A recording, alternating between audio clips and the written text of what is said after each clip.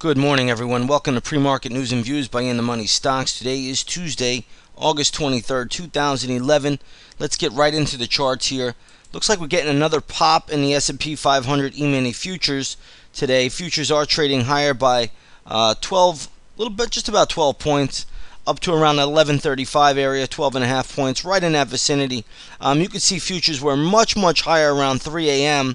and have since pulled back, but nonetheless, they are still higher by about 11.5 points at the moment. So we'll see where this market's headed. There was some economic data released out of Europe that was much better than expected, although still pretty grim if you ask me. But in any case, better than expected. And the Asian markets last night really staged a pretty good rally. You had the Nikkei up 1.2%. The Hang Seng was up 2%. The Shanghai was up 1.5%. You had Australia up 2%, and the Sensex was up nearly 1%.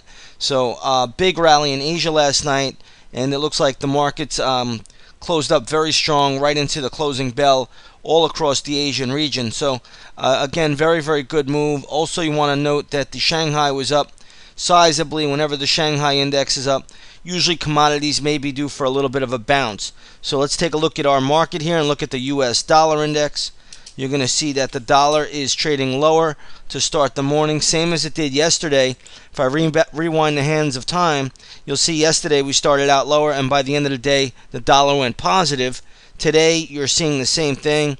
Dollar is starting lower, started to creep up a little bit, and as the dollar moved up, the market has pulled back a little bit. So, in any case, this is what we're looking at. There's still an inverse relationship between the U.S. dollar index futures and the overall market indexes, especially the S&P 500. So let's see where that goes. Couple of things to go over as well. Last night in China, they raised margin requirements for gold. Take a look at the GLD this morning, and you'll see that it is down and trading lower.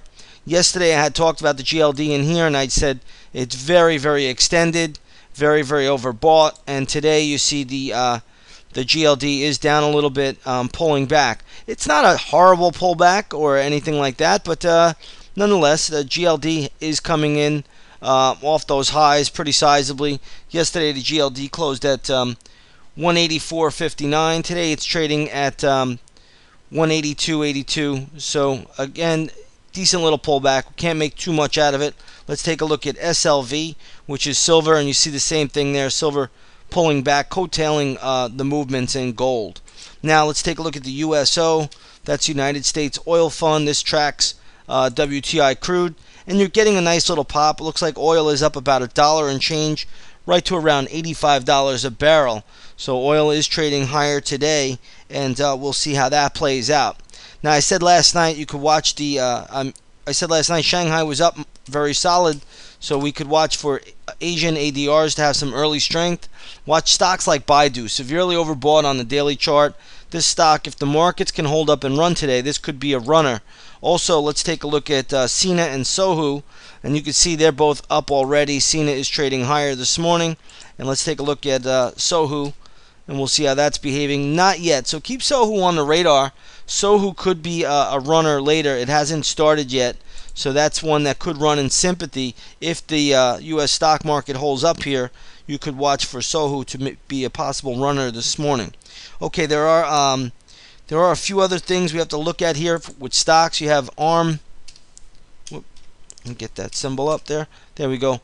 ARM Holdings making a little bit of a move this morning. So this stock is trading higher. Be a little bit cautious with this because there looks to be a lot of resistance around the $26 level. But again, this may have a move to $26. This is trading up. Another stock right here, ticker symbol PANL, is having a good day. This is Universal Display Corp. Pretty solid move there. Again, I'm not sure how much more juice it's going to have. You look like you're into a resistance point, then $45 would be another big resistance level. This stock usually trades pretty light volume as well, so you want to be a little bit careful. Sometimes the moves can get a little bit exaggerated, but very nice pop this morning. I think it's very extended here though, so be careful with don't jump on board on the long side on this one. I think a lot of the move is already baked into the cake. Let's take a look at Costco. I did see that was up earlier. Yeah, not a big deal. It's up early, but there's nothing really behind it. So we'll have to wait and see. There's another one. This is one of the chat room favorites by one of the members, Janie. And you can see this MPEL really having a very, very good move. So this stock has made now, it looks like a potential higher low on the daily chart. And that's a pretty nice little move today on this MPEL, which we call Melco Crown. So again, pretty nice little pop there. We'll see where that could go. You're going to have a little resistance probably around the 1325, 1350 area. So, but nonetheless, nice little pop there. Okay, that's where we're standing right now in this market, though. Let's again keep the dollar on watch. You also want to watch the financials very closely. Okay, those of you in the U.S. could just simply watch J.P. Morgan Chase. You'll see JPM getting a little bit of a bid today. Yesterday closed at 33.41. Today trading at 34.17. If and when JP Morgan falls, get ready. The market will fall. If we just rewind the hands of time, you could see yesterday JPM started to trade down really right at the open, and you could see the market did the same exact thing. Now the big test for the market is to see if the selling pressure could subside a little bit. Every day the market's up, selling pressure comes right back in. Yesterday the market was up nearly 200 points on the Dow, finished up, I believe, just 37 points by the end of the day. So again, this is what we're dealing with, constant selling pressure across the board. You are going to have some economic data released at 10 o'clock today, so be aware. I believe it's going to be new home sales that will be released at 10 a.m. That could be a market mover. I can't see new home sales being very good. In fact, I expect them to be very bad, very poor, if the number is real and it is true. So again, that's just what you have to watch for right now. You can't take this market more than one day at a time.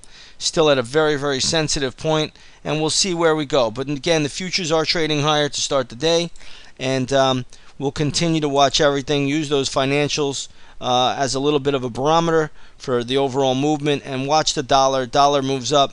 A lot of times it will deflate the stock markets, and especially the commodity stocks. Okay, with that said, everybody, want to wish you a great trading day, and those of you in the chat room, I'll see you on the microphone at 8:30. Have a great morning, great afternoon, and we'll see you tomorrow. Take care now.